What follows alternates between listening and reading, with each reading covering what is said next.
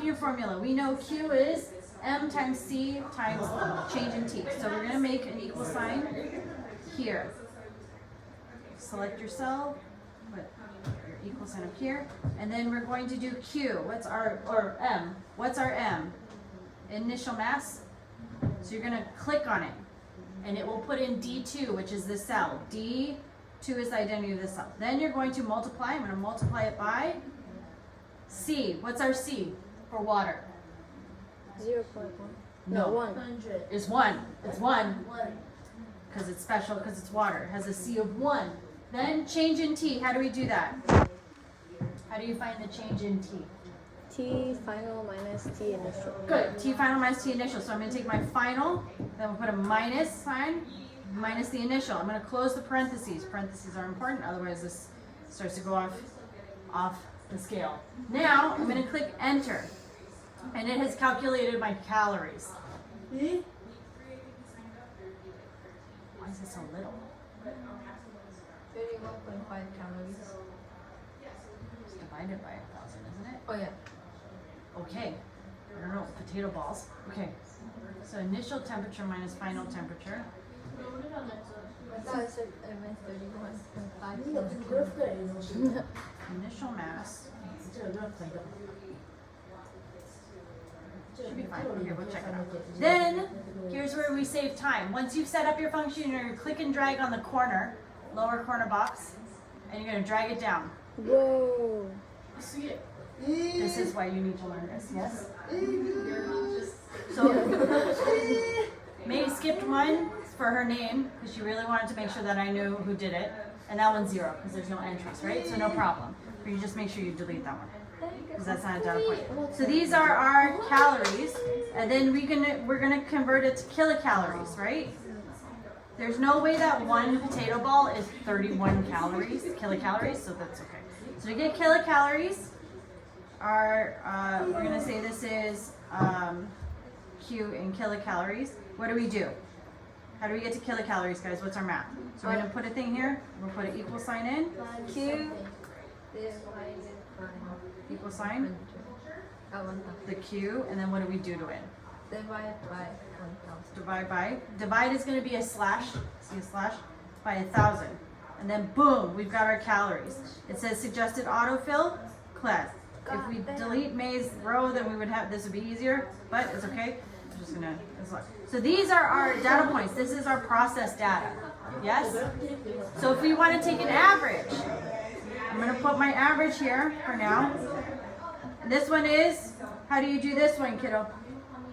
You can do the automatic one. If you remember it, it's AVE, I believe, or AVG, right?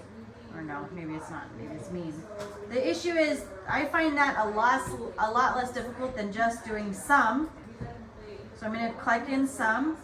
I'm going to highlight, guys, I'm going to highlight all the things I want to sum up. That's why we took this one out, yes? So if I sum it, then I divide it by the number of items. How many items? There's 10. So there's our average kilocalories. Okay? You guys are going to be doing this for your homework. I'm only going to do the potato balls. You are going to make a copy for your own charts, because you're each going to be making 3 different kinds of charts. You're going to be exploring. Scatterplot should be one of them, or linear regression occurs with a scatterplot, right? Because that's the one you do for school. Then you're going to hand make a bucks and whisker plot, because that one doesn't exist on here. You have to hand make it, which means you've got to calculate your median, mode, median, quartiles, and stuff like that, okay? And then you can pick one of your own choosing.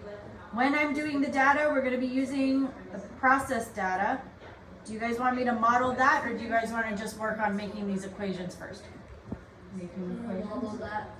Model making the stuff? Okay. So I'm going to delete your name here. This is honestly, I'm going to move this up. The nice thing I like about the cells is, look, if I move the cells, it doesn't change the answers. Okay? Oh no, she's doing ASMR over there. Stop it. Okay. So, trial 1, 2, 3, 4, 5. Trial 1, 2, 3, 4, 5. I'm going to do trial like that. Whoa. You can use a click and drag to replace. As long as it's copied, this isn't AI, guys. This has been in Excel for decades. So this is not using AI. This is just using technology. You click enough of the pattern, and if you drag it down, it'll complete the pattern. You guys want to see it one more time? So if you make a mistake in class, don't get sad and retype everything. Highlight enough for a pattern, and then drag it down. Yes? If you highlight only 2, you may end up with 1, 2, 1, 2, 1, 2, but not really. Okay, that's good. Then, final mass, all 0. Okay. I'm gonna highlight the things I want to put in. I want the trials in there, and then I want maybe calories, kilocalories. Maybe I want kilocalories. I want this one. If you want to highlight an individual column, you use the command button on your computer. Okay. I'm going to then insert a chart, or maybe data. Let's insert a chart, right? Give me it. Chart. Chart. Okay. So here's our initial temperature, final temperature data. That's not helpful for me. You're going to click over here and you're going to find what you want to put in there. I don't want to put in kilocalories then. Okay. That's not including kilocalories. These are initial, final temperatures. I don't want that. I just want calories. So I'm going to do this one. Give me it. This one.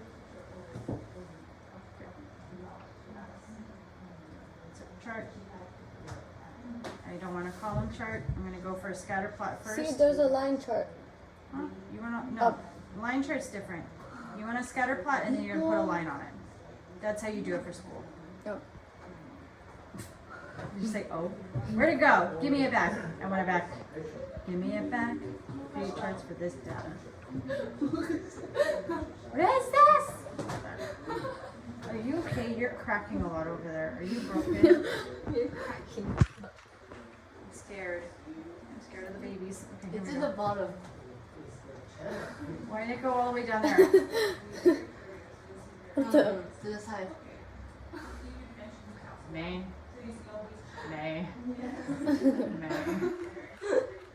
What do you mean it's in the bottom to the side? Oh. Oh, there it is. Hello. Okay, I'm gonna copy paste. You cut it. How did you know that? Can you see more of the graph than I can? Okay. Yeah. Okay. So once you have this in there, oh, you know what the issue is? I don't have an X graph. Okay. Actually, what I'm gonna do is stop touching my stuff. Okay. I'm gonna do mass by mass. Wow, they were all about the same mass. Factories are so good at stuff now. We're gonna do by mass calories. Okay, so I made a new table away from my original table. Why are you like this? Okay, I'm gonna do this one as a graph. It tells you the sum. Huh? What? Sum. Of those boxes, yeah, but you might not need it. The sheets are, because they're trying to integrate AI, they're gonna start giving you all kinds of data. You might not need it. What is this? Indeed. Indeed.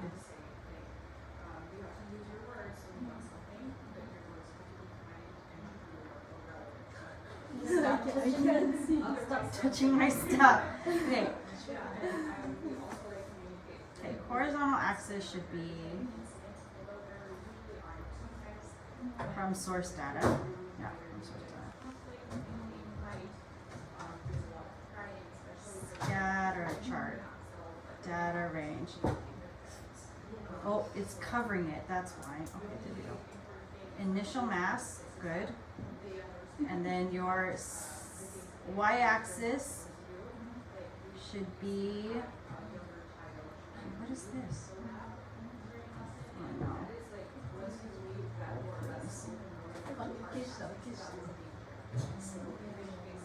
They're messing with my stuff. There we go. That looks better. Okay, so what I want you guys to do is, because you don't have the time. Oh my God, what is this? X should be initial mass. Y should be. Stop touching my stuff. No one's touching your stuff. Series. What is this? Use row 14 as headers. Yes, that's true. Use column B as labels. No. Switch rows and columns. No. Oh, that is so weird. Don't enjoy. No.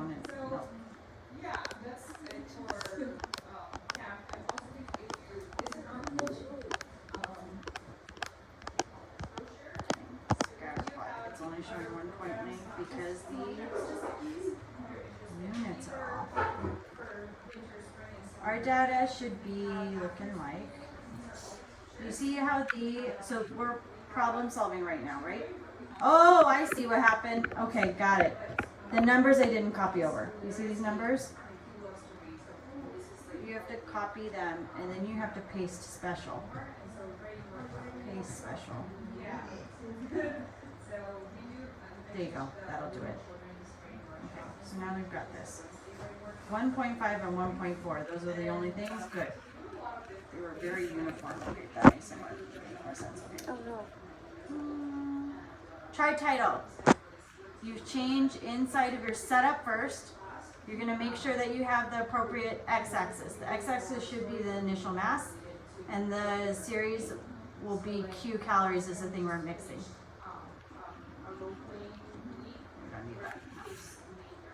You should click around a little bit to see what's going on, but then you have to adjust things. What's wrong with this chart, guys? What's the problem with this chart as we have it? Only 14.2 something. The points are so far apart, right? So how do we change that? You're gonna look at Axis break. axis breaks, horizontal axis, minimum and maximum value. What's the smallest maximum size of a snack? 14 and 15. 14 to 15. 1.4 to 1.5, right? Oh, But you don't want to start exactly at 1.4. So you want to start at like 1.3 and then maybe 1.6. Right? That'll put them in the right space. Now we have, these are the Q values, calories. That one looks like an outlier. Just visually, right?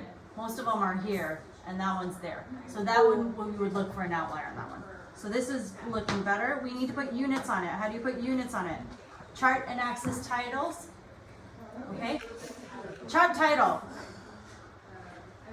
Kilocal, maybe the, I'm American, I almost put in calories. Kilocal. Amount of energy in kilocalories, right? Kilocalories. Per Ball. Per potato ball. Potato ball, which is shown in grams. Okay, so that's our chart title. It'll put it in automatically up here. You can later change this up here to center if you really are needing it to not look crazy looking. You can move it to the center or not. Work on that in a second. Yeah, okay. Then we need to do the, that's the title. You click here. Horizontal axis title. What's our horizontal axis title? 1.3 to 1.6. What is that? Horizontal. Mass. Mass. Nope. Mass of potato ball. Grams. Vertical axis title. What's that? Final mass. Final mass. Mm-mm. It's coming from here. Kilocalories. Oh. So you can say it's food energy. Kilocalories. If you're American, you just say capital calories, and then in units you would put kilocalories because we're an insane country that took democracy too far. Oh no. Okay. You're thinking about linear regression, right? Mm-hmm. So you can put a trend line on it. That's your line. You click trend line, and then you can say show your R squared. What's that? Our R squared here is 0.5. That means there's no significance. The curious part would be if we get rid of the outlier. We can calculate the outlier later, but What's we're going to R get rid of squared? it. Which one is it? The outlier is the one that's like really high. It's this one, right? So if I delete this outlier, watch. If I delete it from here, it'll disappear off the graph. And then we actually have a trend line of 0.8, which is pretty good. What's The R2? closer it is to 1, the better. What? What's R2? R squared. R squared is your regression line. It's how close to a trend it is. You know you're spacing out, but if you're spacing out, you need to take notes. Lisa, yeah? Okay. So R squared, the closer it is to 1.0, the best. And so if it's 0.9, excellent precision. Right now it's 0.8, which isn't bad. Without the outlier, it's 0.5, which is not great. So, yes? But we had an outlier. Okay, so this is why we're learning about outliers this week.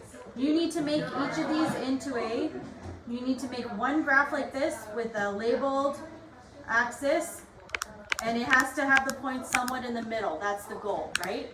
So it cannot be an ugly graph. It must be a pretty graph. Then you need to, if you want to edit it, you click on here. Your two major situations are setup. Setup tells you what the data is. Oh, because Customizes what it looks like. Because there was a temperature once that it was at 7 years. That's right. There we go, man. Good. That's probably an outlier. There it is. We could write that on the James. Well, tomorrow when we start writing up the data processing, when we start writing our evaluation, some of you may have outliers. It's actually pretty exciting when you have a real